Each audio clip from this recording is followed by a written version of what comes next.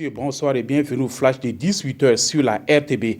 Frontière d'Apolline Traoré du Burkina est l'un des 20 métrages en compétition pour l'étalon de Yenega. Hier dimanche au Ciné Burkina, ce long métrage de 20 minutes, de 90 minutes qui traite des tracasseries routières dans l'espace CEDEAO a inauguré la compétition. Frey, c'est le nom d'un autre long métrage en compétition de réalisateurs éthiopiens et Kinshasa Bambou. Il traite des viols d'une fillette. À travers ce film, le réalisateur a décidé d'aborder l'univers de ce drame qui touche la jeune féminine de son pays. La 27e conférence du Collège ouest-africain des chirurgiens s'est ouverte ce matin dans la capitale burkinabé. L'objectif pour ces praticiens de santé, c'est de trouver des solutions aux problèmes liés à l'inaccessibilité des soins chirurgiens par les populations ouest-africaines. Selon les spécialistes, les causes sont bien connues. Elles ont pour nom manque de spécialisation des médecins et manque de ressources financières. L'ouverture de la conférence a été présidée ce matin par le président du Faso Rochma Christian Kaboré. Des militaires burkinabés à l'école de la lutte contre le terrorisme et d'autres formes d'extrémisme violent.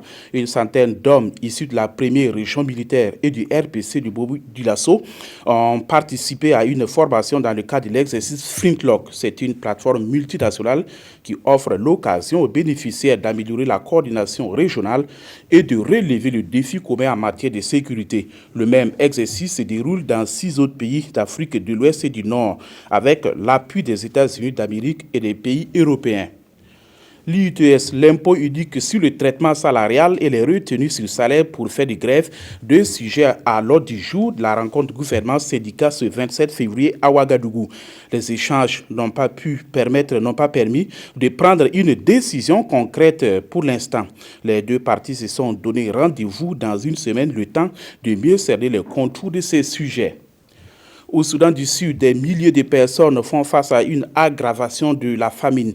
L'état d'urgence a été déclaré dans plusieurs régions et les habitants sont obligés de se nourrir des feuilles, des racines et des racines des plantes. Environ 20 000 personnes sont sorties de leurs habitations.